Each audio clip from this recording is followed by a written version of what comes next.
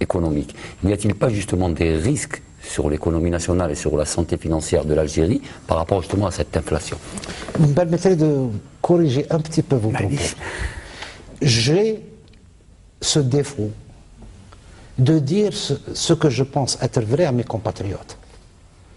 Parce que je n'accepterai jamais de faire de l'hypocrisie. Je peux ne pas dire des choses. Ou les dire à moitié, parce que dire la totalité peut choquer.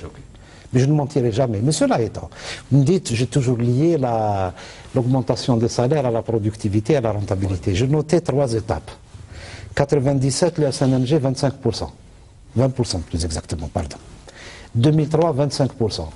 2009, 25%. Si un quelconque économiste peut vous démontrer que l'Algérie avait fait 25% de croissance, maintenant, ce que je veux dire par là, il faut accompagner cette société, c'est tout à fait normal.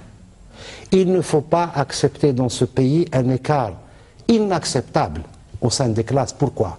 Qu'est-ce qui fait que le travailleur souffre? Il ne souffre pas parce que sa fiche de paye n'a pas assez de zéro. Il souffre parce qu'il y a beaucoup d'argent mal acquis qui se dépense comme dans une espèce, excusez-moi l'expression, d'un cabaret national. On se connaît entre Algériens. On aurait grandi ensemble dans le même quartier, vous m'aurez connu, je vous aurais connu. Si du jour au lendemain, vous m'avez connu être un simple citoyen et que j'ai fait un petit parcours, alhamdoulilah, et le lendemain vous me découvrez au volant d'une Touareg, vous allez commencer à bouillonner à l'intérieur. Si on était, vous et moi, dans des 2 pièces, et puis par un effet de magie, 3 années après ou 10 années après, vous êtes à un R+4. Vous êtes mécontent. C'est ce qui fait qu'il y a un mécontentement social. Maintenant, je voudrais dire, puisque vous me parlez des salaires, une chose qu'on a très souvent tendance à oublier. C'est que quand on augmente qui? Là également, on augmente ceux qui sont les salariés de l'État. Bon, dans le privé, on augmente un peu, on n'augmente pas. Mais il y a combien? Il y a la moitié des Algériens qui ne sont pas des salariés, qui travaillent chez eux-mêmes. Donc, on va encore dire, voilà,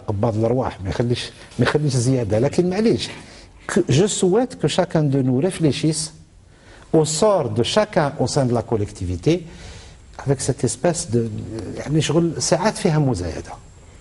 ما نقولش كل شيء ماهوش في مكانه ولا في محله، ساعات كاين مزايدة. من قبل ذكرتوا البريد صورة تمرد. faut avoir le courage de dire les choses. تتفاوض مع النقابة، تمردوا على الشركة وتمردوا على النقابة مضات.